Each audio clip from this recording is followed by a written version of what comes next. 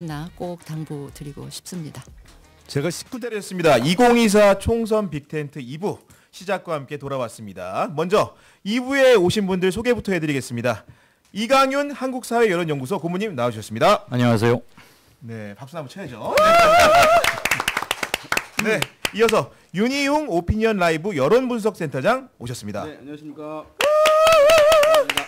그리고 오늘 방송에서 빅재미를 맡아주실 안녕하십니까. 네, 박지훈입니다. 네, 좋습니다.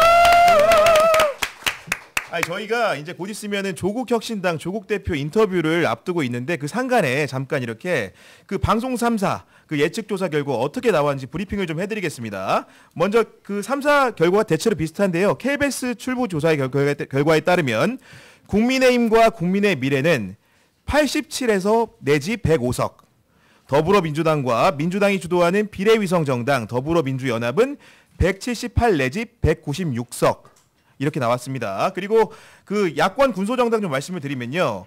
조국혁신당은 12 내지 14석, 개혁신당은 1 내지 4석, 새로운 미래는 0 내지 2석 등으로 예측됐다는 점 말씀을 좀 드릴 수 있을 것 같습니다.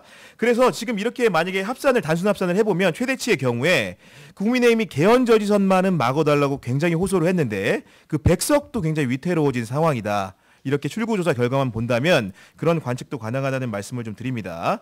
그럼 바로 이어서 간단하게 이 총평을 좀 나눠보도록 하겠습니다. 박 변호사님 어떻게 보셨습니까? 네. 사실 저는 이상하지 않은 게 계속 이렇게 얘기했어요. 저희 방송 나오셔가지고 제가 예측하고 이런 얘기를 한 가셨습니다. 10대 번 한 것 같거든요. 방문어. 똑같이 네. 해서 똑같이. 네. 투표율이 좀 틀렸어요. 아, 죄송해요. 틀릴 수 있는데 이거는 거의 그대로 된 것 같은데 그 사실 앉아서 지역구 얘기인지 못하지만 다 계산을 해보면 거의 답이 하나하나 여론조사를 다 해보면, 받아보면 네. 거의 예. 그 더하기 빼기 한 거 저는 그 지역구 예상 이야기는 7시 이후에 예, 하시죠. 지역 얘기는 못하지만 제가 생각했고 제가 다른 방송에서 얘기한 거 그대로 지금 된 것 같습니다. 저는 이거보다 좀 더 제 개인적으로는 국민의힘한테 좀 더 불리한 상황이 아닌가 생각이 들어요.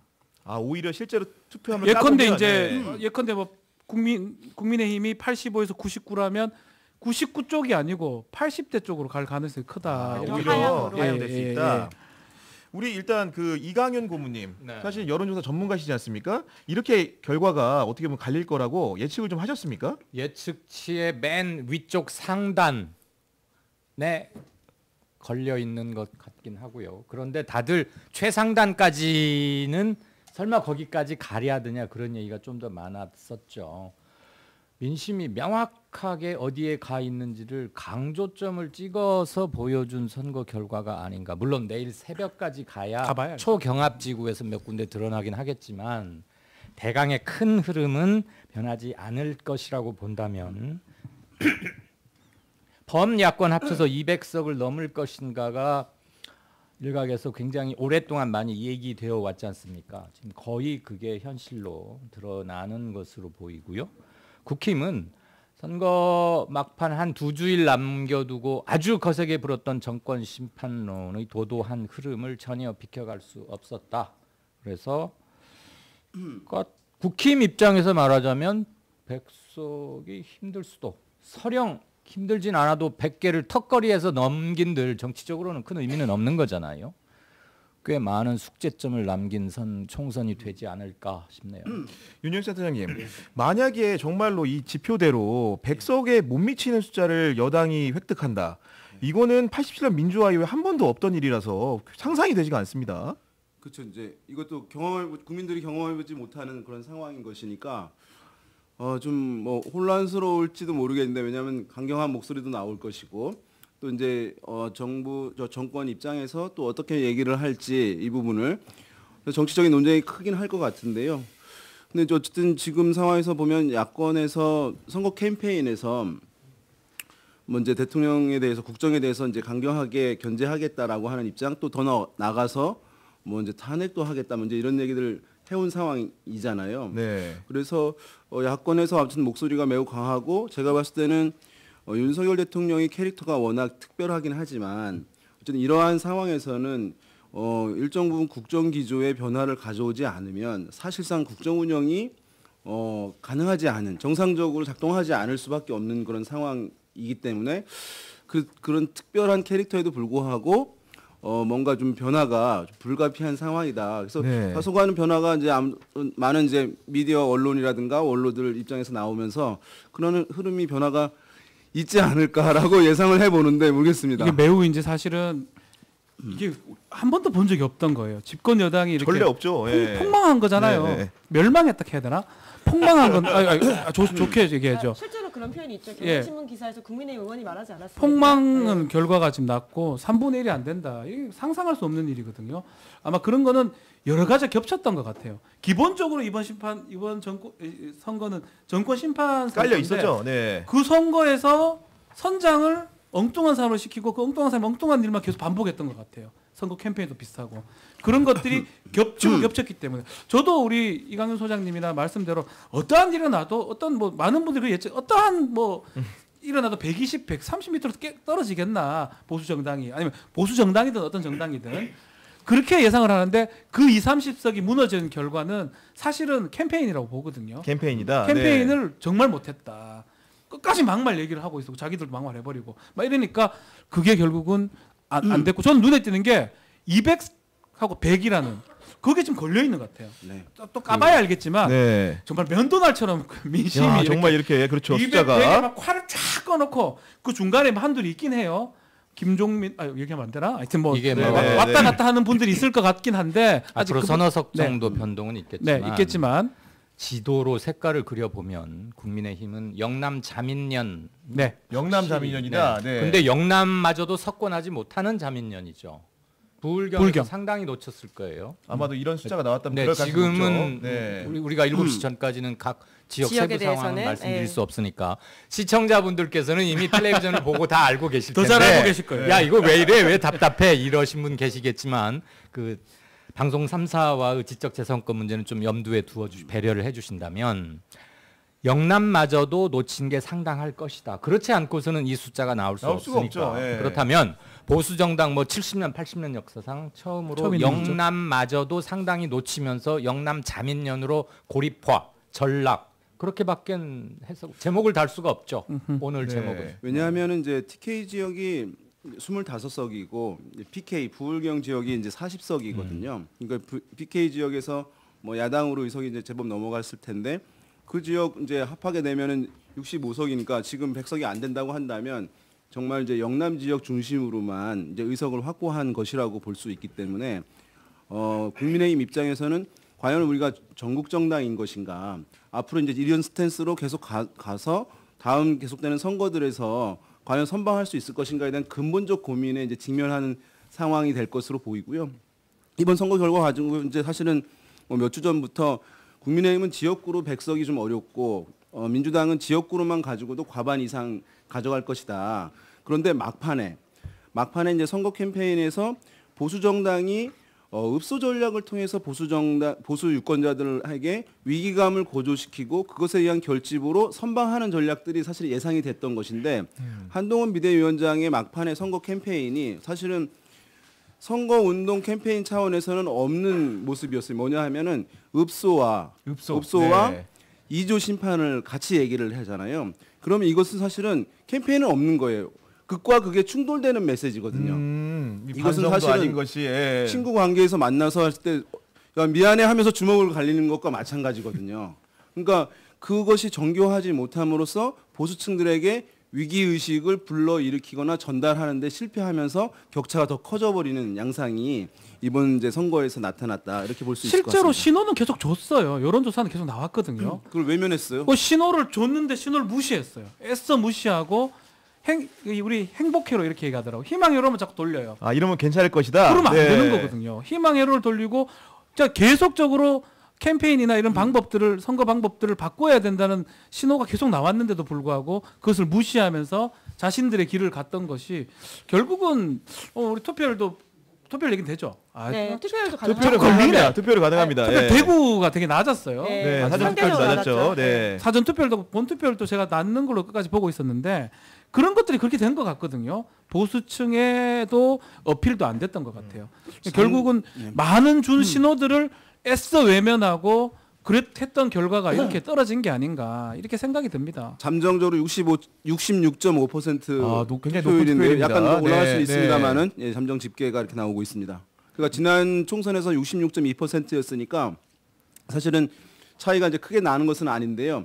투표율이 높아지는 요인들은 많이 있었거든요. 재외국민 투표율이 높다거나 아니면 이제 보게 되면 사전 투표율이 높다거나 그다음에 이제 조사를 통해서 보면 반드시 참여하겠다는 비율이 이제 높은 부분들이 나타나는데 더 높아질 수도 있었을 텐데 제가 봤을 때는 여기서 국민의힘의 지지 성향이 좀 있었던 20대, 30대 어떤 남성 그룹에서의 투표율 저조 현상이 좀 더해지면서 추가적으로 더 올라가지 않은 것으로 추정을 해봅니다. 그러니까 저희가 지금 이런 결과를 받아들고 여러 야권 군소 정당들 중에서 특히 조국 혁신당의 그런 약진이 굉장히 눈에 띕니다. 지금 관측이 여론조사를 통해서 많이 나왔지만 무려 12 내지 14석을 확보할 수 있다는 얘기인데 이 숫자는 꽤 여러 전주일부터 조국 혁신당이 창당 발기하고 한 2주일쯤 있다가 의미 있게 잡히기 시작하면서 숫자가 계속 늘어날 때 최대한 이 정도는 가겠다는 얘기들은 많이 해온 것 같고요. 저는 이번 선거에 최대의 원픽을 꼽으라고 하면 조국 혁신당이라고 생각을 합니다. 네, 우리 고모님이 이렇게 말씀해 주셨기 때문에 저희가 원픽으로 인터뷰를 지금 해왔다고 합니다. 따뜻한 조국 혁신당 대표 인터뷰를 먼저 보고 마저 토의 이어가도록 해보겠습니다. 준비됐나요? 대장정이 모두 끝났습니다. 예. 방금 전에 출구조사 결과가 발표됐는데요. 지금 좀 심경이 어떠신지. 2월 13일 날 창당 선언하면서 목표했던 바를 달성했다는 점에 있어서 그 점에서는 뿌듯하고요. 저희가 목표했던 10석보다 조금 더 국민들께서 마음을 주신 것 같아서 국민 여러분께 감사하는 마음이고 또 조국혁신당의 약진 외에도 그 이번 출구조사를 보게 되면 범민주 진보 진영에 대해서 압도적 지지를 하신 것 같아서 이번 총선의 의미가 무엇인지를 국민들이 너무 잘 아시고 투표를 통해서 윤석열 정권을 심판하고 윤석열 정권의 국정 기조에 대해서 아주 강력한 경고를 날리셨다 이렇게 평가하고 있습니다. 네, 사실 뭐 되돌아보면 저에게도 굉장히 감동적인 장면이 많이 있었습니다. 왜냐하면 유세 자체가 뭐 어떤 마이크를 쓸 수 있거나 뭐 다른 선거 용품을 사용하거나 이런 것들이 모두 금지돼 있었기 때문에 그렇죠. 저는 사실 조국혁신당의 유세 현장 자체가 어떤 시민들이 만들어가는 감동의 드라마 같은 그런 느낌을 주었습니다. 대표님께서는 좀 어떤 현장이었습니까? 저도 뭐 이미 장 기자님 말씀하셨다시피 선거법상의 제약이 있어서 일체 뭐 스피커 마이크 못 쓰고 그뿐만 아니라 제 스스로가 연설을 할 수 없는 상황 아닙니까? 기자님들의 질문을 받아서 답변해야 되는 이런 상황이라는 게 있어서 원래 조국혁신당이 보여주고 싶은 것을 아마 반도 못 보여주지 않았을까 생각을 해봅니다. 어쩔 수 없이요. 시간과 장소, 방식 모든 것들이 제약돼 있었다. 그런데 말씀하신 것처럼 시민들께서 그런 제약을 이미 알고 와서 그거를 스스로 보충해 주신다라는 그런 마음이 읽혔어요. 그래서 뭐 사전에 미리 와서 시민들끼리 먼저 자기들끼리 연설도 하시고 노래도 부르시고 구호도 외치시는 이런 모습을 영상을 통해서 보았고 그다음에 각자 집에서 만들어 오신 손팻말, 그림 등을 가지고 분위기를 잡아나가는 모습을 보면서 이게 바람이 세게 일어나고 있구나. 그리고 조국혁신당이 짚었던 그 맥이 맞구나. 이런 판단을 초기에 할 수 있었어요. 네. 지난번 정치결심 하시고 나서 저희 취재편의점 첫 인터뷰를 통해서 나는 이제 더 이상 학자가 아니다. 더 이상 겸양을 떨지 않겠다. 이런 그렇죠. 표현 하셨습니다. 자, 지금부터는 이제 정치인 조국으로서의 새로운 인생을 살게 되시는 건데요. 어떤 각오, 어떤 결의, 뭐 어떤 태도 갖고 계십니까? 저는 제 자신이 정치인으로서 조국이란 제 자신은 저 개인이 국회의원 배지를 하나 단다는 의미로 생각하지 전혀 않고 있습니다. 저희 개인에게는 국회의원 배지가 별로 의미가 없어요, 사실은. 뭐 세속적 의미로 얘기를 하면 우리나라에서 이른바 뭐 높은 지위를 경험을 해보았지 않았겠습니까?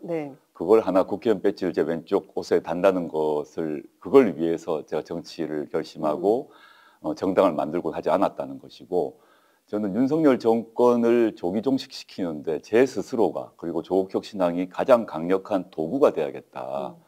국민들이 윤석열 정권을 심판하는 도구로 스스로를 규정했고 또 조국혁신당의 역할을 그렇게 규정했습니다. 그렇게 하고 두 번째 많이 덜 알려져 있지만 윤석열 정권 심판 이후에 무엇을 할 것인가를 저희가 항상 반성적으로 성찰을 해보았는데 과거 민주당 정부에서도 이루지 못했던 몇 가지 점들이 있다고 좀 보고 있어요. 그래서 그래서 저희가 이제 민주당과 똑같은 노선을 취하지 않는다는 점을 계속 밝혔는데, 그 요약하자면 사회권 선진국이라는 것으로 요약되는데, 과거 민주당에서 취했던 여러 가지 민생복지 정책보다 더 한 걸음 더 나아간 정책을 추구하겠다. 그게 또 하나 조국혁신당의 역할이고 또 저희의 역할이라고 생각해요. 그래서 이건 막 단지 민주당을 비난하기 위해서가 아니라 현재 우리나라 국민들의 보통의 국민들이 이 사회권이란 문제에 대해서 또 복지국가란 점에 대해서 인식 자체가 좀 낮다고 봅니다. 다른 많은 OECD 국가와 복지국가에서 하고 있는 것들을 얘기를 하면 빨갱이라거나 뭐 희한한 얘기를 하고 있기 때문에 그것들을 지금 윤석열 정권과의 싸움에서 조국혁신당이 맨 앞에 선봉에 서 있었지 않습니까? 그래서 쇠빙선처럼 얼음을 깨고 역할을 했다면 사회권 선진국이 왜 필요한가에 대해서도 저희가 앞으로 쇠빙선 역할을 하려고 합니다. 네, 사실 그 조국혁신당 지금 나온 의석을 다 한다면 뭐 14석, 최대 14석까지도 가능하다라는 출구조사 결과가 나와 있는데요. 설령 그렇다 하더라도 그 14석으로 전체 국회 운영에 주도권을 쥐기는 좀 어려운 상황입니다. 따라서 민주당과의 어떤 연대와 협력 이런 게 굉장히 중요할 텐데요. 이후에 쇠빙선 역할을 하려고 하는데 예를 들어서 민주당의 협조가 원활하지 않을 때 그때 어떤 지혜가 좀 필요할까요? 저는 첫째 민주당이 협조하지 않으리라고 생각하지 않습니다. 이번 그 총선을 통해서 민심이 드러났는데 그 민심은 한편으로는 윤석열 정권을 심판해야 된다는 것이고 두 번째는 민생과 복지를 경제를 살려라는 것이거든요. 그럼 첫 번째 같은 경우는 아무 차이가 없겠죠. 두 번째 문제에 대해서 어떻게 서로 어떻게 할 것인가에 대해서 의견 차이가 있을 수 있는데 그건 얼마든지 뭐 논의해서 협의해서 조율 가능하다고 생각하고 앞으로 민주당 국회의원들 또는 뭐 당대표까지 포함해서 제가 찾아뵙고 또 공식적인 정책협의 테이블을 만들어야 될 것 같아요. 그리고 통해서 각 분야별로 뭐 그 보육 문제건 주택 문제건 의료 문제건 각 분야가 있지 않겠습니까? 분야별로 정책 협의를 해서 그걸 통해서 합의된 부분이 있겠죠. 서로 차이가 있으면 차이를 남겨두고 공통으로 합의가 되는 것이 딱 정해지면 신속하게 법안으로 법안 제정하고 제출하고 본회의 통과하고 이거를 아주 빨리 진행해야 된다 저는 생각을 갖고 있습니다. 이번 선거 과정에서 굉장히 저희 기자들 입장에서 볼 때 재미있었던 포인트는 우연한 만남이지만 민주당의 지역구 후보와 또 조국혁신당이 만나는 장면들이었습니다. 물론 최종 결과가 어떻게 나올지는 모르겠지만 조국혁신당이 찾아갔던 그 소위 얘기하는 민주당의 초박빙 지역에서 당선자가 많이 나오게 된다면 그것은 조국혁신당의 역할 때문일까요? 그 일정한 역할을 한 건 사실일 것 같고 저희가 이제 의도적으로 뭐 민주당 후보와 연락해서 간 건 아니지만 그 지역에 가장 선거 유세를 많이 한 지역을 일부러 선택을 했고 또 뭐 그 이전에 물창 기자님 너무 잘 아시겠습니다만은 저희가 이른바 응징 유세란 걸 한 거 아니겠습니까? 윤석열 정권의 창출에 책임 있는 사람, 윤석열 정권을 기획했던 사람, 두 번째는 윤석열 정권의 지난 2년간의 비리에 책임 있는 사람 쪽을 찾아갔었고 그것이 뭐 제가 듣기로는 그 각 지역에서의 시민들의 결집을 이뤄내는데 일정한 기여를 했다고 생각합니다. 그래서 그분들로부터 나중에 추후에 들어보면 더 상세히 나올 것 같은데요. 저는 뭐 공치사가 아니라 조국혁신당의 역할이 그런 것이다 생각합니다. 윤석열 정권의 심판이란 점에서도 그런 역할을 응징유세 역할을 했다면 민생, 복지, 아까 주택 이런 모든 사회권 선진국과 관련해서 기존의 민주당보다 더 앞서 나가서 이런 그런 역할을 해서 결국 또 자연스럽게 민주당과 연대와 협력이 이루어지지 않을까 생각하고 있어요. 이제 시간이 많지 않기 때문에 짧게 그 YTN 그 기호 10번 사태 이 문제는 좀 어떻게 대응하실 계획이십니까? 저 아침에 그걸 보고 정말 황당했는데요. 이제 보통 방송사 같은 경우는 방송 준비를 오래 전부터 미리 하지 않습니까? 그리고 조국혁신당의 번호가 9번이라는 것은 우리나라의 보통 시민들은 다 알 건데 방송사에서 그런 실수를 했다는 게 믿기질 않았어요. 그리고 그것이 그대로 국회 방송으로 연결되어서 국회 방송도 10번이라고 했는데 두 곳 모두 그 사과는 했습니다. 정정도 했는데 저는 어떻게 그런 일이 일어났는지에 대해서는 꼭 따질 생각입니다. 저희가 사실 모든 레거시 미디어가 있지만 저희가 처음으로 조국 대표님을 단독 인터뷰하고 있습니다. 예. 저희를 처음으로 만나주신 이유도 있으실 것 같고요. 끝으로 함께해 주신 지난 14일간의 대장정을 함께해 주신 모든 시민분들께 한 말씀 부탁드리겠습니다. 레거시 미디어에서는 인터뷰하자고 안 하던데요. 왜 저를 인터뷰하자고 KBS는 단 한 번도 요청도 없었고 그 선거 기간 동안 정말요? 단 한 번도. 와. SBS도 단 한 번도 연락이 오지 않았습니다. 진짜요? 네. 아마 뭐 그 KBS나 SBS에서 저를 그 소개하는 것 자체를 좀 꺼려하지 않나 싶고요. 네. 오늘도 마찬가지인 것 같고 그리고 저는 우리 현재 시대가 이번 선거가 과거 말하는 이른바 레거시 미디어 또는 공중파 또는 뭐 종이신문의 영향력이 그렇게 많지 않은 시대라고 생각을 하고요. 오히려 이번 선거 또 앞으로도 마찬가지일 거 보는데 이게 시민들이 과거처럼 공영방송이라고 하는 KBS 등 방송과 또는 종이신문 중에서 유력한 조중동을 보고 자기 의사를 판단하기보다는 오히려 이미 시민들이 뉴스든 또는 정보를 유튜버 등을 통해서 이미 판단하고 파악하고 있다고 봅니다. 네. 그런 점에서 제가 굳이 조중동과 인터뷰하지 않다는 별로 아쉬움이 없고요. 그다음에 우리 장윤성 기자님은 저희가 이 응징뉴스를 할 때 워낙 고생을 많이 하시고 방송하시느라고 전국을 오셔가지고 질문도 하셔서 너무 감사한 마음이어서 이렇게 인터뷰를 같이 면접하자라는 마음을 먹게 되었습니다. 네. 감사합니다. 예, 감사합니다. 끝으로 시민들께 한 말씀 하시죠. 네. 장윤선의 취재 편의점 시청자 여러분, 조국혁신당 대표 조국입니다. 오늘 출구조사 결과가 나왔습니다. 최종적인 조국혁신당의 의석수는 내일 새벽 정도가 아닐까 추측을 해봅니다. 여하튼 저희가 목표한 바를 이루도록 도와주신 것 너무너무 감사하고요. 저희가 그 뜻 잊지 않고 내일부터라도 저희가 원래 하려고 했던 그 계획을 바로 착수를 하겠습니다. 꼼꼼히 준비하고 착실하게 준비해서 개원되고 나면 저희가 실제 하려고 했던 것들을 보여드리겠습니다. 실천에 옮기겠습니다. 행동하겠습니다. 앞으로도 많은 성원 부탁드립니다. 네, 대단히 감사합니다. 고맙습니다. 네, 감사합니다. 축하드립니다. 고맙습니다. 네, 감사합니다. 네, 고맙습니다. 네, 네. 마이크 주시면 저희가. 네, 2024 총선 빅텐트 2부 순서 이어가도록 하겠습니다. 앞서 보신 대로 조국 혁신당 대표가 수많은 방송사, 신문사, 통신사들 앞지르고 저희 총선 빅텐트와 단독 인터뷰를 진행했다는 점을 알려드립니다.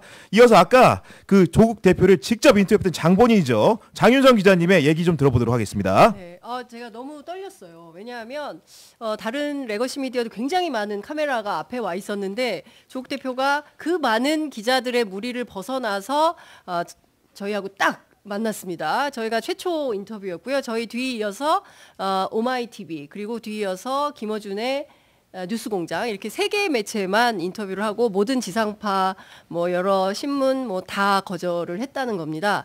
저는 굉장히 궁금했는데요. 조국 대표는 이런 얘기였습니다. 지금까지의 어떤 그 언론 문법이 굉장히 많이 파괴되고 바뀌었다. 그러니까 어쨌든 이제 뭐 이번 국회에서 민주진보의 쇄빙선 역할을 하겠다고 했던 것처럼 좀 새로운 질서 그리고 특히 국가적으로는 사회권 선진국을 만들겠다고 주장하는 것처럼 뭔가 새로운 질서를 만들기 위한 그 첫 번째 단계로 언론도 이런 선택을 하고 있는 것이 아닌가라고 저는 개인적으로 해석을 좀 해봤고요. 짧은 인터뷰였지만 들을 수 있는 얘기는 다 들었다. 예. 상당히 지난 14일간의 총선 결과에 대해서 발언할 때 굉장히 눈가가 촉촉해지면서 그간 함께해 주신 시민들에 대해서 대단히 감사해야 하는 마음 느낄 수 있었고요. 그리고 앞으로 당장 내일부터 실천하겠다라는 입장을 굉장히 강조했습니다. 그러니까 그동안 많은 정치인들이 말하고 실천하고 괴리된 이런 부분이 굉장히 많았는데 조국 혁신당은 말과 행동이 일치하는 당장 내일부터 실천하겠다라는 입장을 좀 들으면서 뭔가 진짜 하려나라는 느낌을 좀 받기도 했습니다. 굉장히 의미 있는 인터뷰였습니다. 네, 그 언행일치를 강조해 주셨다고 했는데 아까 이강현 고문님께서 이 총선의 가장 여러 장면 중에서 결정적인 원픽 장면으로 조국 혁신당을 꼽으셨습니다. 이어서 말씀해 주시죠. 네. 우선 우리 저 3사 합동 첫 인터뷰 조국 이젠 당 대표라고 해야겠죠. 그 장면이 생각이 납니다. 2002년이었나 노무현 대통령 당선인 자격으로 첫 인터뷰를 한 게 오마이뉴스였어요. 맞아요. 네, 그때도 레거시 미디어들 못했죠. 근데 지금 조 대표의 여러 워딩 중에 쇠빙선 이런 말이 좀 기억에 남고요. 제목 뽑기 좋잖아요. 그리고 아까 인터뷰 도중에 레거시 미디어 인터뷰 요청 안 들어오던데요. 뭐 이 말.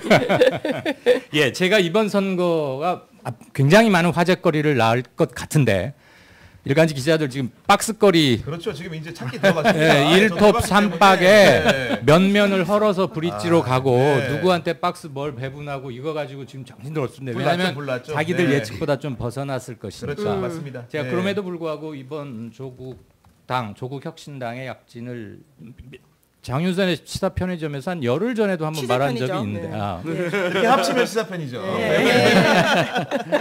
우선 첫째 누가 뭐라고 해도 이번 선거의 가장 큰 메인 이슈나 아젠다는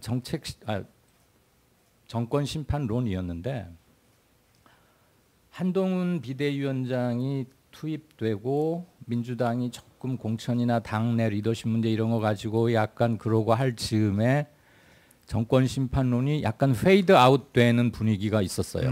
그러니까 정권 심판론이라 하면 이재명 대 윤석열 이게 선명하게 드러날 때 하는 건데 한동훈으로 바뀌면서 이재명 대 한동훈으로 조금 카메라 앵글이 옮겨왔죠. 그리고 민주당 공천 내봉이 터지고 하니까 신문의 주 제목들이 왔다 갔다 하는 사이에 정권 심판론은 잠깐 가라앉았는데 2월 들어와서 조국 혁신당이 고고의 성을 울리고 출범을 했죠.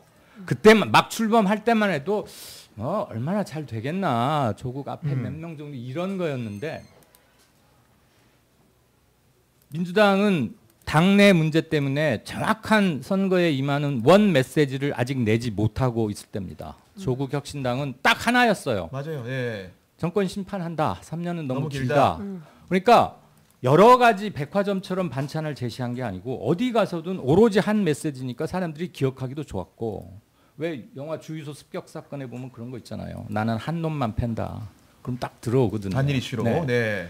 그래서 나머지 3개 정파 그룹에 영향을 미치게 되는데 우선 첫째 민주당. 의제 최전면에 있던 정권 심판론이 약간 페이드아웃 되거나 조금 가라앉아들 무렵에 조국 혁신당이 나와서 정확하게 정권 심판론을 타격하면서 지민비죠. 바로 잊어버렸습니다. 네. 선거 끝나고. 그거에서 그냥 딱 네 글자로 설명이 된 거 아니에요? 그래서 자연스럽게 정권 심판론이 다시 전면 재부상했습니다. 그거의 최대 수혜는 물론 민주당이죠. 약간 가렸던 것이 다시 들어왔으니까. 두 번째, 국민의힘은 제대로 타격을 받았습니다. 거기에서. 그렇게 정권 심판론이 계속 뒤로 밀리거나 첫 번째 이슈는 아닌 채로 1, 2위를 왔다 갔다 했으면 민주당과 호각세까지는 아니어도 이런 결과까지 안 갈 수도 있었는데 그렇죠. 그러니까 이슈 네, 파이팅에서 맞습니다. 네. 다시 정권 심판론이 올라오면서 또 마침 또 대통령은 곳곳에 토론 없는 민생 토론회를 계속 돌아가면서 했어요. 그러니까 언론에서 사라질 수가 없었어요. 그러니까 정권 심판론이 맨 위에 뜨지 않으려면 대통령은 자연스럽게 사라지면 되는 거였습니다. 그런데 본인이 계속 뉴스를 공급하고 나왔어요. 그러니까 공급이 된 거고 최대의 피해자는 두 신당이겠죠. 조국 혁신당이 뜨면서 나머지 두 신당 모든 이슈를 다 빨아들여 버렸으니까 안 그래도 두 개혁신당은 자체 아젠다나 전략, 당 하부 구조 이런 것도 없었는데 그나마 여기는 집지타가 부서지고 한번 왔다가 아흐레 만에 또 헤어지고 이러는 통에 국민들의 양당 구조가 바뀌기를 원하는 시민층이 분명히 있긴 있었으나 그들을 제대로 정치적으로 흡수를 못했어요. 그래서 결국 조국 혁신당이 들어섬으로써 민주당은 다시 정권 심판론이 튕겨쳐 오른 것을 할 수 있었고 민주당 입장에서는 자기 그물 속으로 어떠한 큰 고기가 그냥 들어온 겁니다. 자기가 그물을 쳐서 고기를 잡은 게 아니고 네. 그물을 쳐놨는데 조국이 몰아줘가지고 고기가 그리 들어온 거예요. 비유를 하자면. 국민의힘은 그것 때문에 이슈가 다시 정권 심판으로 넘어가면서 한동훈으로 상징되던 새로운 거나 메시지 발신 이런 건 영 안 됐고 꼬이기만 했고 계속 야당 심판을 하자고 하니 어느 정당이 어느 집권 여당이 선거 메시지로 야당 심판을 내걸겠습니까? 그건 이치에 잘 안 맞았죠. 네. 그리고 개혁신당은 거기서 별 간호란 말도 제대로 못하고 자연스럽게 사라져버린 거예요. 그래서 저는 게임 체인저라고 생각했습니다. 근데 뭐 다 얘기했잖아요. 네. 왜 알면서 그랬을까요? 그러니까 사실은 선거를 지휘하는 입장에 아이고 누구 오셨노? 축하하면 안 되지 않을까? 네. 아니, 근데 4분 지났는데 축하. 마이크. 네. 네. 자, 네. 그거 앉으시면 안 돼요. 근데 일로. 네. 넘어오셔야 됩니다. 이쪽 자리로. 이쪽 자리 넘어오셔가지고 마이크 앞에 앉으셔야 되기 때문에 그 사이에 지금 그 옆에 상황실에 계시던 서영교 더불어민주당 의원님이 지금 동석해 주셨습니다. 박수로 맞을까요? 네. 네, 지금 7시가 지났기 때문에 지역구 3자 조사 결과 공개를 해도 됩니다. 의원님 어떻게 되셨습니까? 결과. 전체요? 얘기해도 돼요. 아니 본인 지역구부터. 본인 지역구요? 좋아해. 너무 좋아서 얼굴이 보이네. 얼굴이 보여. 아니 저는 생각도 못한 어떤 출구조사 득표율이 나와갖고요. 우선 서울에서 아마 우리 당에서 제일 높은 것 같아요. 그렇습니까? 64.6이라고 써 있어요. 야. 그래서 너무 이렇게까지는 아닌 것 같은데 뭐 결과가 어떨지 모르겠는데 어떻든 민주당이 서울에서 몇 64.6이나 석 나와서 높였죠?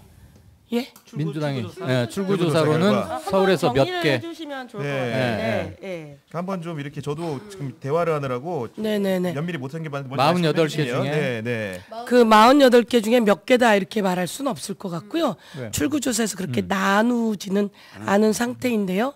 경합들이 몇 개 있어요. 그러니까 이제 서초는 2개 다 어렵고 강남 3개가 어렵고 그다음에 송파 2개가 좀 어렵고요. 나머지들은 좋고 경합으로 불리우던 류삼령 지역이 이기는 걸로 나와 있고요. 나경원 지는 걸로. 예, 이기는 걸로 나와 있고요. 그런데 이제 경합이다라고 하는 거에서 한 4% 정도 이기게 나와 있고요. 그 다음에 또 경합이라고 한다면 용산이 조금 이기는 걸로 나와 있어요. 여기는 많이 붙어서 그러나 이기는 걸로 나와 있고 또 좀 많이 붙은 데는 어디냐면 저기입니다. 동작. 갑입니다. 김병기 거기가 장진영이 0.4인가? 0.4로 붙었고요. 47.8 대 47.4 이런데요. 거기 새벽까지 가야 돼요. 다 가봐야 합니다. 그리고 그런 곳이 조금 붙어 있는 곳이 조금 있는데 예상보다 조금 붙은 게 저기 강서에 우리 진성준 의원인데도 우세라고 하는데 거기도 조금 붙어 있어요. 거기가 이제 생각 외로 거기가 좀 붙어 있는 지역이고요. 그 강동의 진선미 의원 지역은 아주 어렵다고 했었는데 좀 차이 나는 뭐 제가 몇 프로인지 정확하지 않은데 조금 차이가 나는 경합이고요. 그러니까 지금 딱 어떻다라고 말하지 못하는 게 경합들이 있어서 근데 그 경합들이 아까 말씀한 거 빼고는 이기는 경합이에요, 다. 이기는 경합이다. 네. 다 0.1이라도 0.4라도 다 이기는 경합이고 어떻든 최대 화재 지역은 유삼령 지역이었는데 거기는 꽤 많이 좀 어떻든 차이가 좀 있는 것으로 여하간 보입니다. 그 출구조사 결과가 굉장히 민주당이 압승하는 분위기로 나왔는데 당내에서도 비공개로 여론조사를 하지 않습니까? 그 기간의 결과가 좀 어땠는지 궁금합니다. 저 갑자기 불러놓고 이런 거 좀 해주셔야 됩니다. 저 솔직히 말하면요, 여러분 지나가다가 장윤선 기자 만났는데 갑자기 불러서 왔는데 그 당내 여론조사가 어떠냐고 물어보시면 저를 잘 부르신 거예요. 저를 잘 부르신 건데 잘 알고 물어본 겁니다. 네. 잘 부르신 건데 실제로는 저는 솔직히 말하면 이 정도라고 생각 못했고요. 전 아까 제 지역구도 그 정도라고 상상도 못했고요. 저는 항상 좀 보수적으로 보는 형이긴 합니다. 좀 보수적으로 보는데 저희가 꽤 많이 나온다는 얘기가 계속 나오고 있었어요. 그런 와중에 김준혁 후보라든지 뭐 이런 몇 가지의 변수들이, 이야기가 변수들이 이제 언론에 나오기 시작하면서 걱정들이 좀 되기도 하고 그래서 이제 사실은 그 전략기획위원장과 전략기획위원장이 언론에 인터뷰도 했지만요. 제가 이제 속으로 그 통화를 했습니다. 솔직하게 말해라. 지금 이게 위기에 영향을 미치고 있느냐. 징후기 때문에. 그랬는데 이게 그 위기에 영향을 미친다면 접점 지역으로 있던 곳이 뭐 좀 밀린다든지 이런 게 쭉 나오면 이걸 다시 저희가 모여서 회의라도 해야 되거든요. 그런데 거대한 민심의 흐름이라고 하는 정권 심판, 이 흐름이 그런 것에 개의치 않는 흐름이 여론조사에서 나오고 있습니다. 이렇게 얘기를 하는 거예요. 제가 그래서 한 번 전화하고 이틀 후에 또 한 번 전화했어요. 지금은 어때요? 몇 개 더 여론조사 했을 거 아니에요? 그 사이에 이제 그때가 언제냐면 5일쯤입니다. 5일쯤에 여론조사 한 번 더 했어요. 5일 거 여론조사. 그러니까 5일 여론조사를 했으니까 제가 어제가 9일이죠? 그럼 제가 7일, 8일 정도에 통화해서 물어봤어요. 근데 예, 괜찮습니다. 흐름이 괜찮습니다. 이렇게 얘기한 거예요. 그때가 깜깜이 때였죠? 깜깜이 네, 때죠. 블랙아웃일 때. 네, 그런데 이제 흐름이 제가 흐름이 괜찮습니다. 그래서 그래요? 예, 아무래도 민심, 거대한 정권 심판의 민심이 오히려 잔잔한 걱정거리들을 더 치워주는 경향이 있는 것 같습니다. 이래서 경향이죠. 네. 예, 경향이 그런 경향이 있어서 그런 상황이었습니다. 그러니까 저희가 다 서로 공유하지는 않았어요. 지도부가 이제 갖고 있었고 제가 그런 상황에서 또 김민석 상황실장께도 또 물어봤는데 저는 최고위원이니까 사실은 저에게 약간 보고해야 되는 그런 것도 있습니다. 그런데 김민석 상황실장께서는 잘 모르겠다 그러고 이제 제가 조용히 얘기했던 전략기획위원장이 전체를 계속 판세를 정리하고 여론조사를 하고 알려주는데 그런 흐름이 있었는데 그 흐름이 오늘 출구조사를 열어봤을 때 이건 더한 거죠. 제가 생각했던 것보다 더한 거고 저는 그렇게 전략기획위원장이 이야기를 하더라도 저는 그래도 걱정했는데 근데 어젯밤 마지막 파이널 유세를 그 용산에서 했는데 이제 이재명 대표하고 저 서영규하고 정청래 두 사람은 꼭 와야 된다 그러더라고요. 그 자리에 가서 이제 있었는데 그때 이재명 대표가 부르는 사람들이 오늘 보니까 차이는 좀 나던데 어제 잠깐 속았다 이런 생각이 들 정도로 그러니까 어제 저기까지 가능성이 있구나 이렇게 생각한 게 이제 사실은 되게 열심히 하고 제가 봐도 좋은 후보들이거든요. 진주의 갈상돈 뭐 이런 그 저쪽 진주, 경남, 대구 이런 사람들 이름을 쫙 지역구하고 포천, 연천에 쭉 읊는 걸 보면서 오늘 이제 보면서 좀 어려웠지만 그 힘이 조금 더 나온다면 그러니까 더 좋은 상황이 될 수 있었겠구나 이런 생각이 들더라고요. 요거 딱 하나만 여쭤볼게요. 그 제가 좀 이렇게 취재해본 결과에 따르면 당에서 공식 비공식으로 여론조사를 하지 않습니까? 하는데 가장 많은 수치가 나왔던 게 215석이었다 이런 얘기가 있는데 맞습니까? 그런 건 들어보진 못했어요. 그래요? 저보다 훨씬 취재력이 뛰어나신데. 그러니까 이번에 보면은 민주당에 이제 이렇게 외부로 얘기하는 메시지 선거 이제 판세 분석을 하는 것을 이름을 붙이면은 스텔스 전략이었던 거예요. 스텔스 전략이다. 왜냐하면 180이 가능하다, 200도 가능할 수도 있다 이런 얘기 하게 되면 이것이 이제 상대 진영의 결집을 야기하는 것이니까 애초부터 최대치로 151석을 초지일관 얘기를 함으로써 이제 상대 진영의 유권자들의 위기감들을 최소화시키는 것을 일관되게 한 것이 막판에 저는 보수층들의 결집을 제약하는 요인으로도 작동을 해서 결과가 이제 더 커진 측면이 있다고 할 수 있겠고 오늘 서영교 의원님 들어보니까 첫날부터 효과가 매우 컸을 것 같아요. 유세 효과. 왜냐하면 첫날부터 목이 쉰 것처럼 유권자들한테 전달되니까 너무 열심히 한다. 그래서 아마 격차가 더 크게 나시지 않았을까. 아니 근데 깜깜이 들어오면서 구전처럼 그때는 레거시 미디어건 이런 시사 유튜브 이런 데서건 말하기도 힘들고 알 수도 없는데 보수들 결집세가 상당하다라는 얘기까지는 많이 좀 전파가 됐잖아요. 있었죠 분명히. 그리고 제가 긴장돼서 전화를 몇 번 해서 물어본 일부 거예요. 감지되기도 했는데 그런 것들이 정권 심판론에 다시 한번 공고화하게 하는데 영향을 미친 게 아닌가. 지금 투표율이 결코 직전 총선에 비해서 뒤지지 않거든요. 그렇죠. 아마 비슷하거나 조금 많을 수도 있다고 보면 막판에 오늘 오후 2시, 1시, 오후 2시 그때부터는 투표 경쟁하다시피 막 늘었는데 그 행렬이 주로 정권 심판론을 해야겠다는 분들의 행렬이 좀 더 많았던 게 아닌가. 제가 아까 말씀처럼 200몇 석 이런 건 안에서도 해본 적이 없어요. 그냥 솔직하게 말하면. 제가 최고위원이기 때문에 묻기도 하고 그런데 그런 얘기는 네네. 200석 뭐 이런 얘기는 안에서도 해본 적이 전혀 없습니다. 없고 안에서도 혹시 우리가 그런 게 가능한 거 아니야 이런 얘기도 생각도 전 해본 적이 없다고 생각하고요. 그리고 그러나 이 그 추세가 있다라고 하는 얘기는 들었고 그런데 아까 금방 말씀하신 것처럼 그냥 선거해보면요 진짜 다르고 놀라는 게 그거예요. 감히. 예, 진짜 다르고 놀란 게 200석 해서 뭐 갑시다 이 얘기를 그냥 일반인들이에요. 먼저 유권자들이 먼저 한다. 네. 그러니까 제가 지금 막 소름이 쫙 돋는데요. 그러니까 저는 되게 보수적으로도 얘기하지만 겸손하게 해야 된다 이렇게 생각하고 겸손하지 않고 고개 쳐드는 순간 정말 오만해서 그리고 질투가 제일 무섭거든요. 너 주느니 저기 주겠어 이런 건데 근데 이게 마음에도 200석 얘기는 들어본 적도 입으로 얘기한 적도 없지만 그냥 평범한 사람들이 얘기해요. 그러다가 저희가 좀 언론이 자꾸 뭐 야당이 200석 한대요 뭐 이러면서 자꾸 언론이 오늘도 내내 보도를 하더라고요.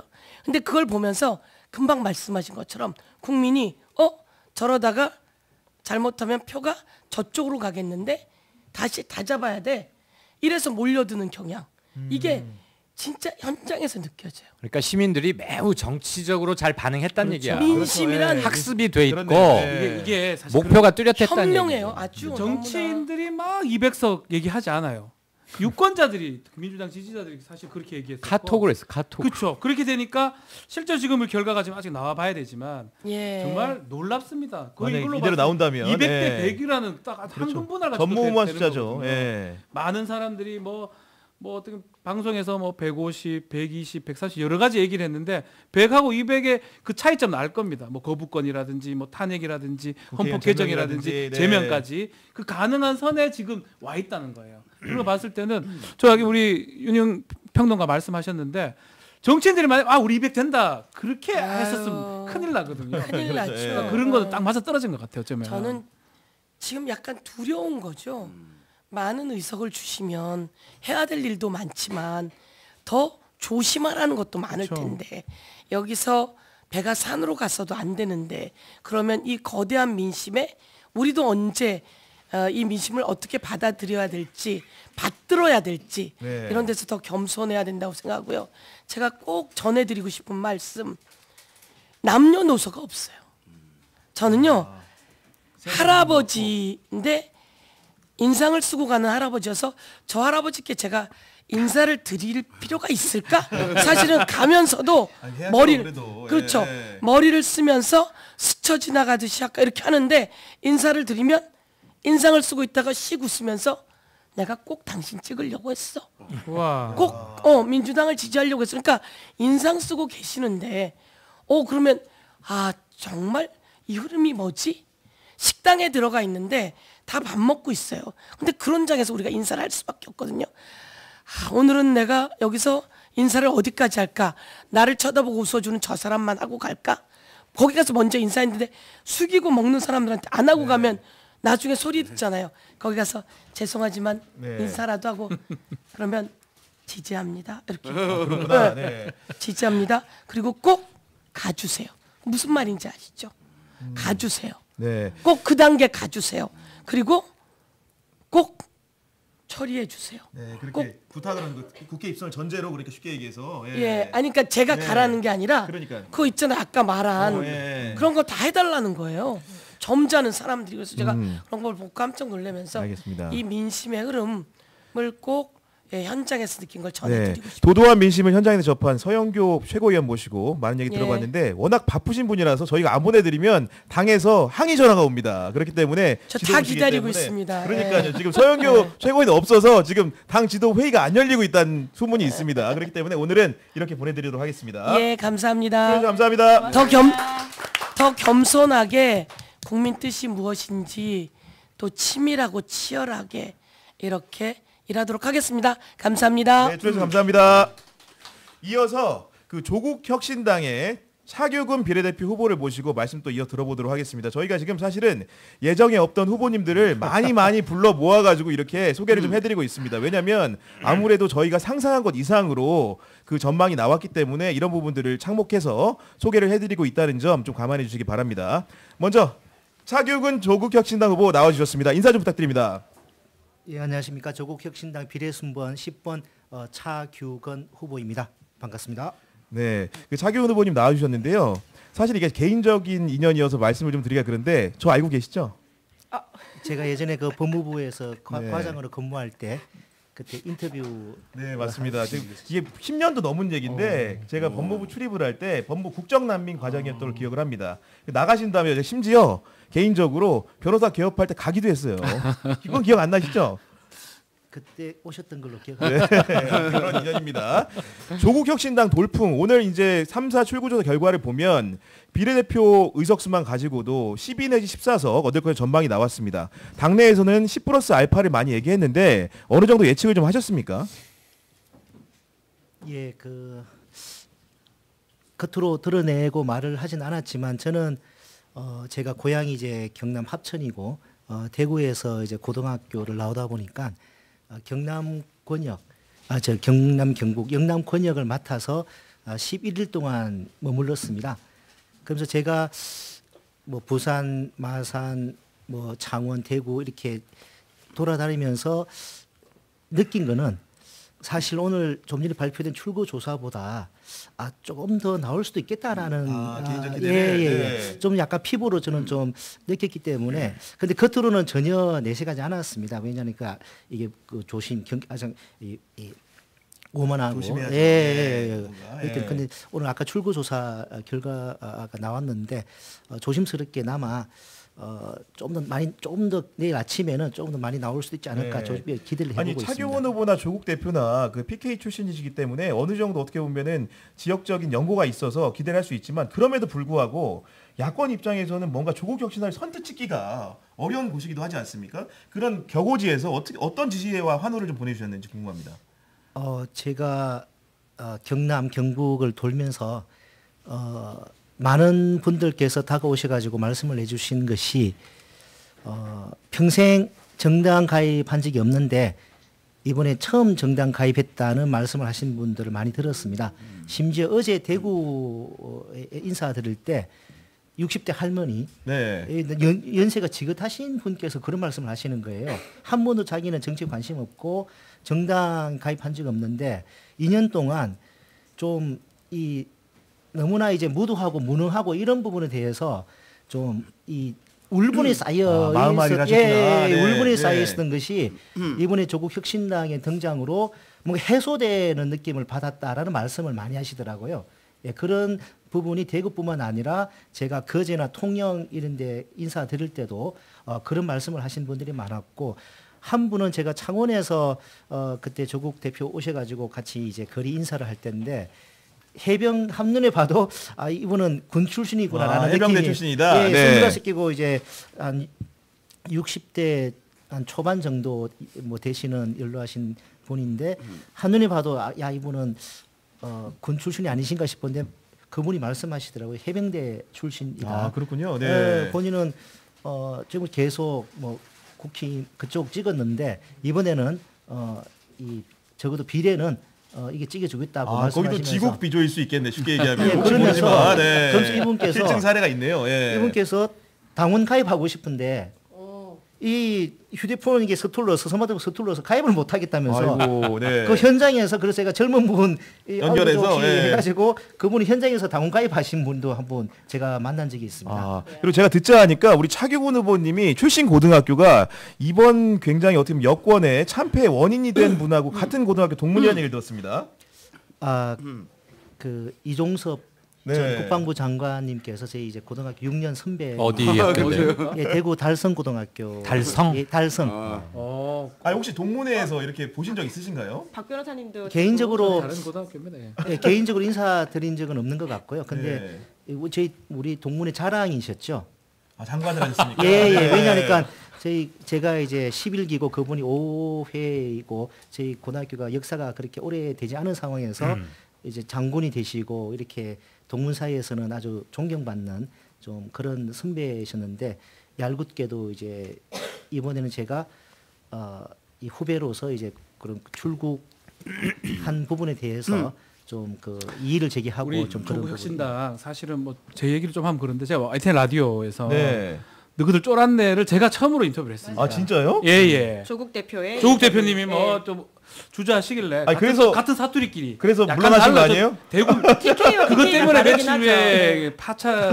후에 하차하긴 했는데 또 TK, PK 사투리 좀 달라요. 네. 조금 다르긴 한데 전 궁금 대구 사투리는 너희들 쫄았나 이렇게 좀 경박스럽던데 부산 사투리는 조금 너희들 쫄았네 조국입니다 이렇게 하셨는데 제가 궁금한 거는 예. 그 캠페인 있잖아요 사투리 부산 사투리 캠페인 예. 누구 아이디어입니까? 저는 그게 되게 주요했다고 봤거든요 사실은.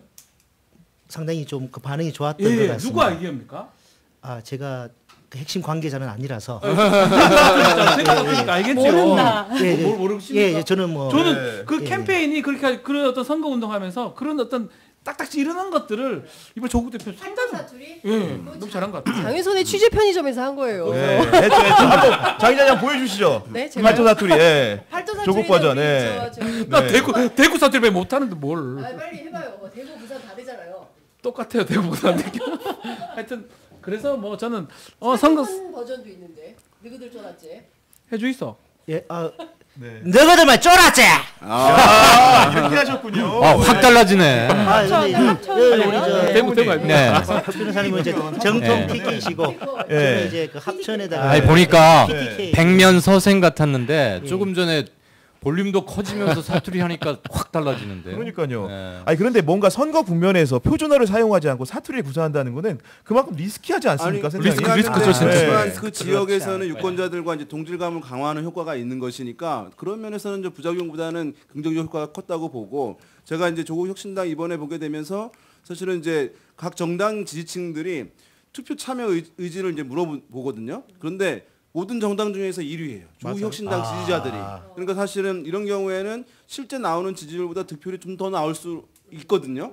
그 사람들 투표장에 더 많이 나가는 것이니까 지금 이제 최대 14석 됐는데 15석도 가능하지 15석도 않겠냐라는 생각이 가능하다. 이제 예, 있는 예. 상황인데 예. 결과를 내일까지 좀 봐야 될 것 같아요. 그렇지만 이제 봤을 때 두 가지 1위 기록을 가능한 부분이 있어요. 뭐냐 하면 재외국민 투표에서 비례 1위 아닐까? 그다음에 사전 투표에서 비례 1위 아닐까라고 하는 것은 나중에 이제 결과 나오면 확인할 텐데 아마 그 가능성은 좀 있지 않을까 생각됩니다.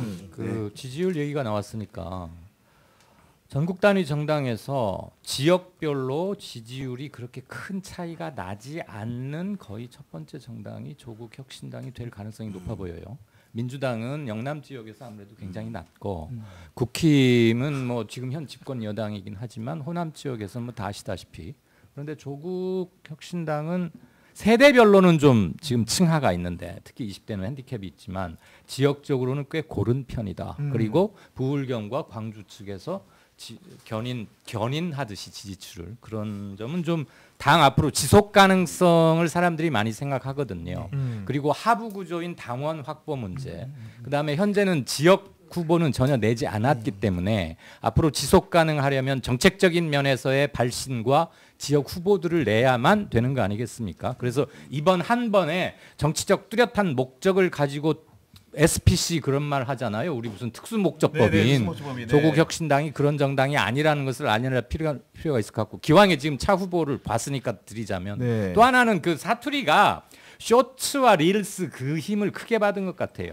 딱 그 부분만 떼가지고 유튜브나 뭐 엄청 돌았어요. SNS를 하니까 사투리를 길게 하면 특정 지역에서 역할 수도 없지 않긴 하지만 그 이쁘게 안전하게 잘생긴 사람이 조국 키도 크고 그 사람이 뭐 사투리로 뭐라고 하는데 그 부분만 딱 떼서 하니까 막 돌아다녔던 것 같아요. 네.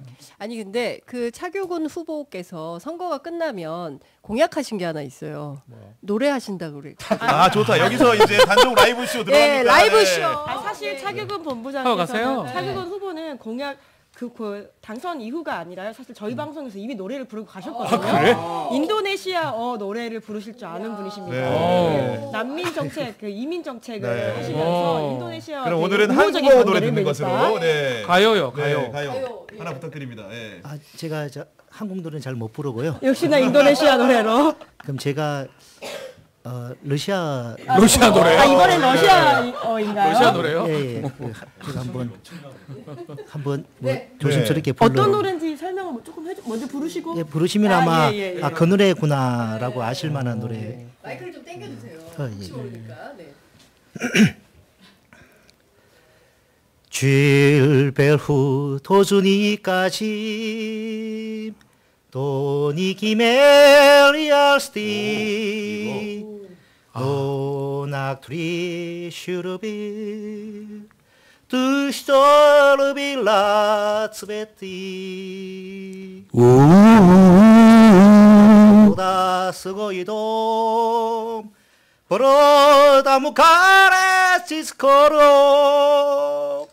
이납세 쟁기 쿠빌 젤라야 모레 스비도 밀리언 알레그루스 이사크나 비디시티 더블레블롱 입세녀스 사유지스 메티벨 빌보라시스 베티 미워하는 마음 없이 이게 아낌없이 사랑을 주기 백만송이 장미라는 거고요. 정확하게는 라트비아 민요라고 합니다. 네. 이 노래를 왜 고르셨는지가 궁금합니다. 네. 제가 이제 100만 표? 출구 외국 정책본부장 할 때 이제 외국에 이민청 관계자들을 만날 일이 많은데 그분들하고 실무적인 이제 회담을 하고 나서 이제 항상 이제 만찬 자리가 이제 잡히는데요. 그래서 전에 제가 시사인 방송 나가서 이제 불렀던 인도네시아 노래를 제가 처음으로 인도네시아 이민청장 만찬 장소에서 제가 외워서 불러봤습니다. 그러니까 반응이 너무 좋고 또 현지에 있는 우리 인도네시아 체류하고 있는 우리 교민들 애로사항을 해결을 좀 할 수가 있었습니다. 그래서 제가 그 효과를 이거 엄청 이게 가성비가 좋구나. 그렇죠. 제가 그 나라 노래를 불러서 이렇게 했더니만 그 나라에 체류하고 있는 우리 교민들 이 애로사항을 해결할 수 있구나라고 제가 이제 이 학습을 해가지고 그 뒤로 이제 다른 나라 이제 이민청 관계자분들 만날 때마다 제가 한 10곡 정도를 제가 좀 외워가지고 불렀는데 러시아 이 노래는 그냥 제가 좋아가지고 한번 외워봤습니다. 근데 러시아 이민청 관계자는 아직 만나지를 못했습니다.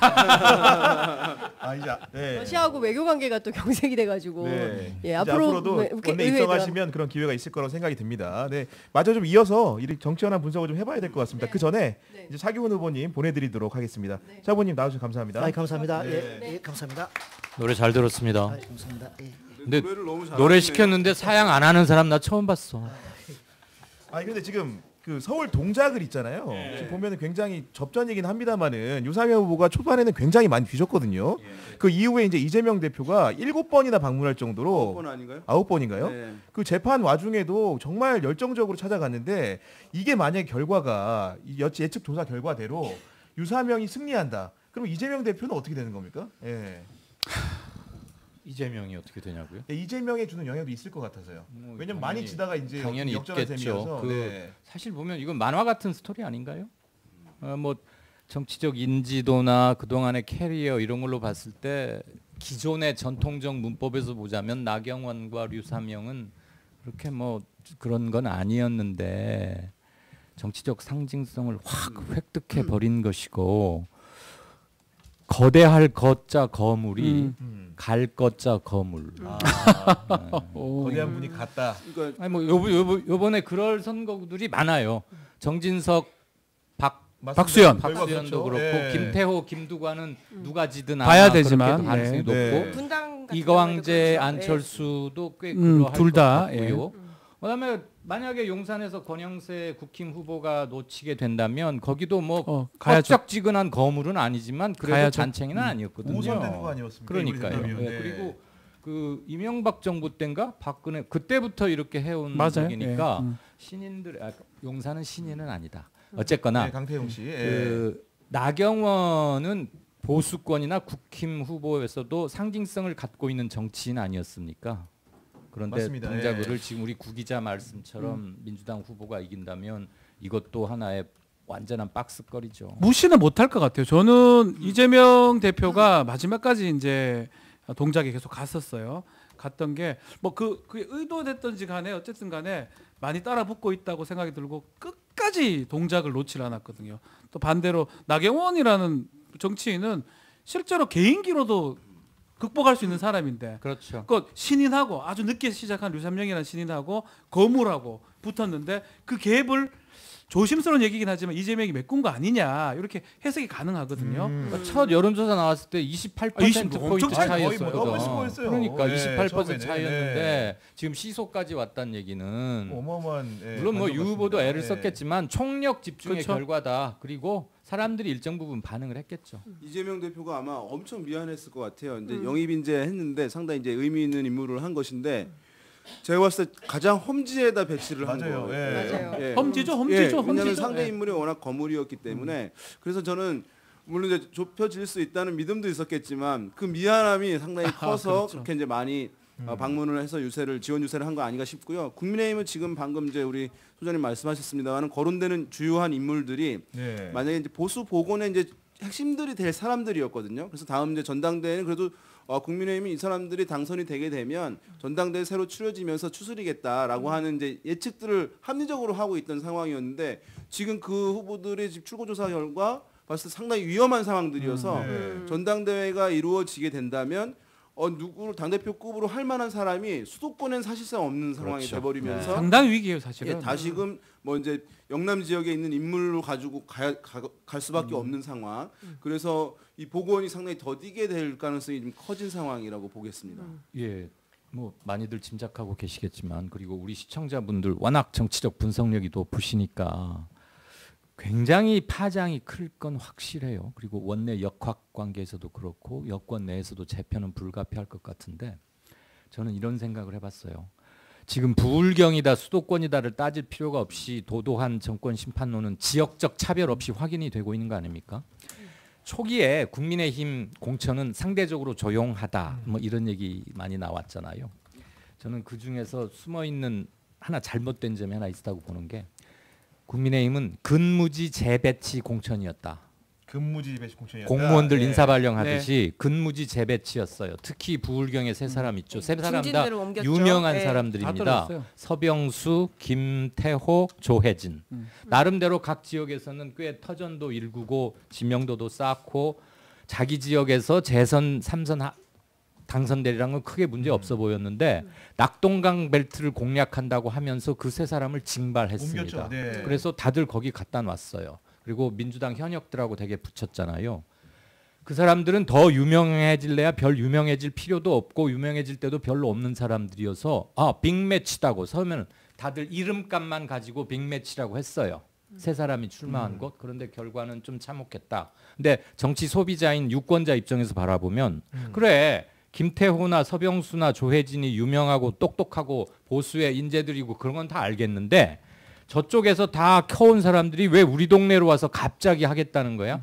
마치 옛날 내무부에서 시장, 관선시장 이렇게 인사내듯이 군포시장 하던 사람 안양시장 보내고 예. 서울에서도 하나 있었어요. 박진 그렇죠. 강남을 서대문으로 옮겼죠. 보내고 을로 옮겼죠. 그러니까 국힘에서는 전혀 위험 부담을 덜어버리면서 거물을 뺐을 때의 잡음도 없애고 나름대로는 머리를 쓴 건데 나름대로는 1타 3피 공천이라고 근데 생각했을 그거 거예요. 제가 좀 첨언을 하면 저는 이제 조혜진 의원 얘기를 하고 싶어요. 사실 제가 이제 대구 경북 쪽에 살다 보니까 조혜진 의원 밀양 쪽입니다. 맞아요. 창녕 네, 밀양이고 네. 이제 옮긴 곳이 김해예요. 달라요. 같은 경남이긴 하지만 밀양하고 창녕은 대구권하고 경북권하고 가깝고 김해는 부산이나 창원권하고 생활권이 아예 다르구나. 그러니까 다른 사람들이에요. 네. 근데 그거를 그냥 지도 보고 경남이네, 옆에네, 일로 가 임마, 일로 가 이렇게 한 거예요. 저희는 깜짝 놀랐거든요. 사실은 저희가 지역에 사는 사람 입장에서 봤을 때는 밀양 사람들은 청도하고 가깝고 오히려 대구 쪽에 가까워. TK구나. TK 정도. 사실상 정상. 창녕도 마찬가지고 밀양 창녕이 같은 네. 그 창녕 사람들은 말만 경남이지 대구 쪽으로 많이 통합도 하고 그 홍준표 이런 사람 다 대구 쪽에 살잖아요. 맞아요. 창녕 사람이. 창녕 사람이죠. 예. 근데 그런 사람을 김해에 넣은 거예요. 그러니까 그런 걸 보면서 아까 금방 우리 소장님 말씀하신 것처럼 그거 놀랐거든요. 그냥 앉아가지고 지도 보고 경남 여기로 가고 너 여기로 가고 이러고 장기 두듯이 이게 최악의 수가 아니었나. 그러니까 세부 정서를 생각됩니다. 전혀 모르는 그러니까요. 사람이 한 것 같아. 그러니까 이번에는 사실 국민의힘 특히 이제 그 영남 중진 재배치론부터 시작해서 다양한 분석 툴로 분석을 해봐야 되는 포인트가 많은데 이제 그 중에 하나가 이 내용이 아닌가 싶습니다. 전 개인적으로 충청권 굉장히 궁금한데, 충청권 숫자. 예, 충청권 숫자가 좀 어떻게 나왔는지도 좀 알려주시면 좋을 것 보면은 같고. 일단은 그 장도영 사무총장 같은 경우에는 지상파 3자 출구조사 결과 네. 51.1%를 얻는 것으로 이제 집계가 돼서 나소 여러분을 앞서는 것으로 나타나긴 했습니다. 네. 네. 근데 이제 그 지역이 보령서천이거든요. 보령서천인데 민주당 후보가 이제 나수열 후보예요. 근데 서천 군수를 했는데 보령과 서천이 복합 선거구거든요. 근데 보령이라는 곳이 서천의 인구의 2배예요. 그런데 나수열 후보는 서천 출신이란 말이에요. 장동영 후보는 보령 출신인 거예요. 그런데도 불구하고 그렇게 격차가 좁혔다고 하는 것은, 그리고 이 지역은 뭐 이제 어르신들이 너무 그 평균 연령이 높아요. 그러니까 충남의 그 시골 지역 같은 경우에는 평균 연령이 50대 중반 갑니다. 예, 막 60 가까이 가는 경우들이 있어요. 그러면은 그런데도 불구하고 그다음에 여당의 현역 사무총장인 거잖아요. 네. 지난번에 이제 보궐로 들어와서 임기가 얼마 안 됐지만 상당히 사실 지금 중용되고 있는 상황인데도 불구하고 월등하게 앞서는 것이 아니라 그렇게 이제 경합 상황으로 됐다는 것은 이번에 이제 정권의 이제 냉정한 평가 기류 이것이 상당히 강했다는 것을 이제 보여준다고 할 수 있겠고, 이번 선거에 뭐 이렇게 프레임이 뭐냐 뭐 하면은 이제 전통적으로 우리가 국정 안정론이냐 정권 심판론이냐 해서 정권 심판 선거였다라고 얘기를 하잖아요. 이제 그거보다 한 단계 더 들어가면 이번 선거에서는 정권 심판론이 우세했다라고 보다는 정권 심판을 누가 더 잘하는 것이냐의 경쟁의 선거였다고 이제 볼 수가 누가 있는 더 거예요. 잘하나? 예, 왜냐하면 제 조국 혁신당도 있고 네. 그러는 와중에서 이제 뭐 선거를 총평을 한번 해볼 수 있을 것 같습니다. 네. 지금 네 말씀하시죠. 네. 그 말씀해 주시죠. 네. 충청도 같은 경우에는 공주부여 청양 여기 이제 박수현 후보와 정진석 후보의 리턴 매치도 굉장히 그렇죠. 많은 관심을 가졌는데 우선은 출구조사 결과로는 박수현 후보가 앞서 있다. 52.0% KBS 출구조사인데요. 정진석 후보가 47.2%. 아까 말씀하신 것처럼 이제 앞으로의 국민의힘의 중진들 특히나 미래가 될 만한 사람들이 거의 다 나갔어요. 중진들의 씨가 지금 많은 없어졌어요. 정말 그리고 또 하나 주요하게 봐야 될 게 바로 서산 태안 지역인데 이 지역은 국민의힘 성일종 후보, 그다음에 민주당의 조한기 후보가 경합이에요. 붙어있죠. 예, 50점 성일종 후보가 50.1, 민주당의 조한기 후보가 49.9입니다. 그러니까 여기는 새벽까지 개봉을 해봐야 알 것 개포 같은데. 네. 그러면 개함을 해봐야 해봐야 거기가 상당히 어렵습니다. 민주당 네. 입장에서. 된 적이 거의 없던 것 없죠. 같아요. 아니 조한기에서 예, 네 예. 번째 아닙니까? 이 사람? 맞아요. 네. 예. 이번에는 비슷하게 갔네. 아니 네. 그리고 첨언을 드리면은 그 민주당을 떠나서 국민의힘으로 간 분들은 어떻게 됐나 성적표가 좀 나왔는데 대전 유성을의 황정화 후보가 57.9%를 얻는 거로 나왔습니다. 이상민 의원은 39.5%. 굉장히 큰 격차죠. 꽤 많이 나네요. 그리고 서울 영등포을의 민주당의 최현일 후보 네. 57.6%, 국민의힘 김영주 후보 39.7%. 그냥 국민의힘 것만 예. 받아갔네요. 이번에 이제 선거의 또 하나의 것은 정당 효과가 강했다는 건데요. 아주 뭐냐면 강했죠, 개인 아주. 인물이 과거 같은 경우에는 만약 개혁신당의 이제 주요한 인물들 있잖아요. 이제 의원 출신들 부분이나 방금 이제 말씀하신 당을 옮겨갔다 하더라도 이제 의원들 같은 경우에는 그 정도면 사실은 굉장히 선방을 하거나 경쟁 구도를 만드는 것이 과거 선거들은 흔히 있던 상황인데 지금 같은 경우에는 이것이 이제 정당 브랜드 효과가 워낙 커가지고 그 개인 인물에 대한 평가를 사실 거의 하지 않는 선거가 돼서 이제 결과들이 또 이렇게 나온 것 같습니다. 이런 것 같아요. 짧게 정리를 해보자면 분노 투표 이퀄 정당 투표로 나타났고 옷 바꿔 입은 사람들은 모두 다 한 자릿수 이준석 네. 빼고는 그러니까 민주에서 국힘으로 간 사람이건 또는 제3지대 신당으로 간 사람들이건 간에 김종민 근데 후보는 조금 다르지 거기는 거기는 아주 특별한 게 일반론을 접하면 안 되고 떨어진 사람이에요. 하늘에서 뭐가 떨어져서 열어봤는데 그 속에 배지가 들어있었던 거야. 아니 근데 뭐 아직 결과가 나온 건 아니지만요. 우리 네. 아까 이제 국민의힘 간 사람만 얘기했는데 이낙연 후보 같은 거기도 경우에도 마찬가지. 지금 보니까 광산구리 우리가 여론조사 결과 보고 사람들이 그랬어요. 실제로는 뭐 17 이렇게 나왔는데. 밑에 밑바닥 정선 다르다 이랬는데 말씀하신 대로 17.4%고 문영배 의원이 72.5%라 회복할 수 없는 숫자입니다. 네. 이준석 후보만 굉장히 특이하게 잘 나오는 거예요. 네. 그리고 지금 보니까 서울 같은 경우에도 사실 민주당이 서초 강남 서초 상당히 이제 공을 많이 들였는데 홍익표 후보 정도가 한 9% 정도로 경합 중인 것 같고 나머지 후보들은 한 30% 표차로 지금 쉽지 않다. 그러니까 사실상 강남 서초의 벽은 민주진보에게 굉장히 높더라. 이런 게 좀 확인된 출구조사 결과가 아닌가 싶습니다. 그래도 부울경도 한번 짚어볼 네, 만한 것 부울경도 같아요. 짚어봐야죠. 부울경도 정말 뒤집어졌다라는 이야기들이 꽤 있고, 맞습니다. 예, 특히나 이제 많은 사람들이 관심을 가진 게 수영이라는 네, 수영, 그렇죠. 네. 특히나 이제 누구죠? 장해찬 후보가 마지막까지 단일화 하느냐 마느냐 이야기가 많았었는데 결과적으로 하지 않았고 3파전으로 나왔는데 지금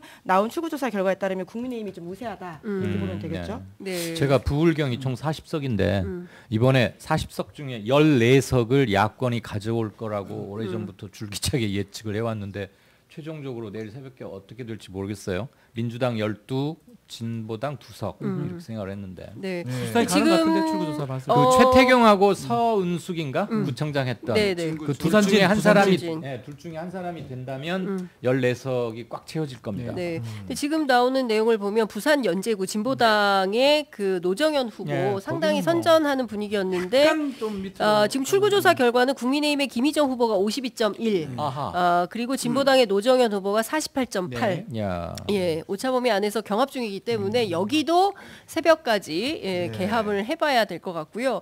부산 사상의 경우에도 민주당의 배재정 후보가 49.2, 그리고 국민의힘의 김대식 후보가 50.3. 여기도 딱 붙어 있는 상황입니다.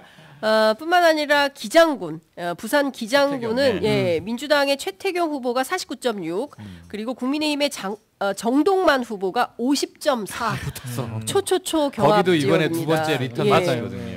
그 경남 양산 아까 했나요? 민주당의 김두관 후보가 50.6. 그리고 국민의힘의 김태호 후보가 49.4로 여기도 완전히 붙어 있습니다. 그러니까 지금 부울경 같은 지역도 전반적으로 초박빙 지역이 굉장히 많다. 그러니까 우리들의 오늘 밤은 매우 깁니다. 새벽이 돼봐야 그러니까요. 새벽이 돼봐야 결과적으로 1% 이내 차이라고 하는 것이 이제 어떤 의미냐 하면 이게 대선이 아니라 지역구잖아요. 1%에 현재 한 2,000명 되는 거거든요. 그렇죠. 그러니까 때문에. 뭐 1,000명이면 하루만 더 있었으면 1,000명 만나서 진짜 만나서 그런 생각이 들 수 있는 너무 거니까. 아쉽죠. 지고도 그래서 되네. 1% 차이 상당히 커 보이지만 정말 그렇지 않은 그리고 후보들로서는 뭐 민주당의 위기를 초래했던 후보들 좀 어떻게 되는지 좀 살펴봤는데 일단 김준혁 후보 이제 막말 논란이 있었는데 수원 그 정이죠. 김준혁 후보 54.7%, 그리고 국민의힘 이수정 후보는 45.3%로 이렇게 일단 여유가 있습니다. 있네요. 거기는 김준혁의 발언 파문도 좀 문제가 있었고 상식적 차원에서 그렇지만 팥뿌리가 더 컸어. 그렇죠. 800원짜리 보다 한 수 더 떴기 때문에 이런 결과가 나온 것이다. 다만 이제 그 나중에 그 해당 지역구별 투표율을 봐야 되겠습니다만은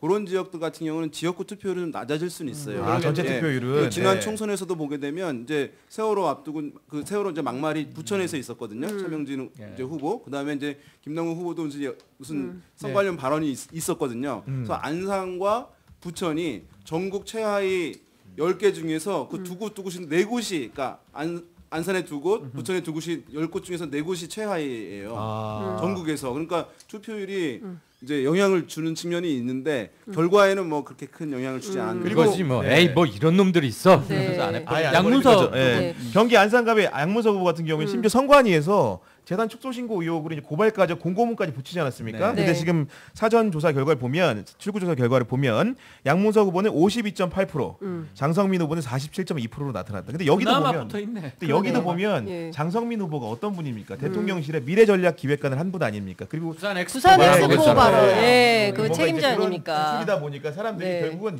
누구를 뽑아야 되나를 굉장히 고심하실 것 같아요. 이번에 또 하나 이제 어떤 특징 중에 하나는 대통령 측근 프리미엄이 맞아요. 없었다는 거예요. 가까울수록 사실은 더 조사가 지지율이 적게 나오는 현상들이 많이 이제 있었던 것이 과거 또 선거와 다른 차이입니다. 이제 뚜껑 열어봐야 되겠지만 이원모 후보라든지 주진우 후보. 지금 경기 용인갑 같은 경우에는 이상식 후보가 앞서게 나옵니다. 54.4, 이원모 40.1. 네. 주진우 후보는 제가 볼 때는 주진우 후보는 그쪽에 앞선 것 같고 해운대 갑 같은 경우는 지켜봐야 될 것 같아요. 자, 7시 30분 현재 최종 투표율 나왔는데요. 67%로 집계가 됐습니다. 야, 이거는 32년 만에 신기록 최고치입니다. 경신입니다. 예, 투표율이 가장 높은 곳은 세종이었습니다. 예, 세종시가 70.2%로 가장 높았습니다. 공무원들이 많이 사는 곳 세종이 투표율이 제일 높았다. 그러니까 분노 표심이 세종이 제일 높았던 건가요? 의미가 있네요. 예. 총선에서 70%는 넘는다는 것은 네. 사실 상상할 수 없는 거거든요. 네. 현실에서 없는 것인데 지금 비현실적인 수치예요. 그렇습니다. 공무원이 왜 화났냐라는 것들을 좀 봐야 될 것 같긴 한데요. 물론 이 결과가 심판으로 가는지도 봐야 되겠지만요. 그러니까 그것이 주는 메시지가 대통령한테는 아주 앞으로 국정 운영에 무서운 이야기일 거라는 게 이제 제보가 속출할 거다라고 하는 것이죠. 맞습니다. 자, 그 뒤이어서 서울이 어디냐면 경제학이 제일 높았죠? 예, 서울에서는 굉장히 큰 판이 열리는 거죠. 아니요. 그러니까 세종이 제일 높았고 그 다음이 서울인데요. 서울이 69.3%입니다. 그게 아주 그러니까 중요해요. 사실상 그게. 70%대에 육박한. 서울이 어마어마하게 높은 겁니다. 이거. 네. 그리고 전남이 69, 경기도는 낮을 거야. 광주 68.2, 그리고 경남이 67.6, 그리고 부산 67.5, 전북 67.4, 그리고 경기도는 66.7%, 인천은 65.3%, 그리고 대구가 64, 그리고 충남이 65, 경북이 65.1, 제일 낮은 곳은 제주였습니다. 제주는 62.2%를 기록했습니다. 이게 이슈가 없는 거예요. 그냥 계속 그 민주당 쪽이 좀 앞서니까. 또 문제는 4.3에 대통령이 안 갔어요. 안 갔어요. 한동훈 위원장이 안 갔어요. 유세에 한 번 간 적이 없어요, 제주에. 야, 근데 이게 너무 심한 겁니다, 사실. 포기를 한 거예요. 포기를 했기 때문에 사실은 투표 열기가 오를 수가 없던 상황이에요. 근데 65% 어떻게 제주를 포기할 수 있습니까? 많은데 62.2. 62.2. 근데 그 60% 제주 넘었죠. 같은 경우는 사실은 그 총선 시기 요인이 국민의힘한테는 뭐 상당히 사실 뼈아픈 거거든요. 왜냐하면 4.3과 겹치게 되는 것이니까 캠페인이 사실상 어렵다고 하더라고요. 네. 이제 그 시기에 굉장히 엄숙한 분위기도 연출이 돼야 되는 상황인데 그래서 그리고 이제 투표율이 낮아지는 요인은 유권자들이 결과가 뻔하다고 생각될 때 투표율이 또 낮아져요. 네. 그래서 그 요인도 아마 제주에는 영향을 준 것으로 자, 여기 세 분들 보내드리기 전에 하나 좀 질문을 드려야 될 것 같아요. 이쯤 되면 지금 개표 결과가 진행 중이지만 대체로 이제 그 야권의 압승을 예상할 수가 있을 텐데요. 결국은 이 정권 심판론이 작용을 했다는 것이고 핵심에는 윤석열 대통령이 있지 않습니까? 그렇습니다. 정무적으로 윤석열 대통령이 내일 어떤 행위를 하게 될까 굉장히 초미의 관심사가 될 것 같습니다. 좀 세 분 관측하는 게 있으면 말씀해 주시죠. 근데 이거 사실 정상적인 상황이면 이제 정말 심각한 부분이에요. 국민의 의사를 2년 만에 확인한 거잖아요.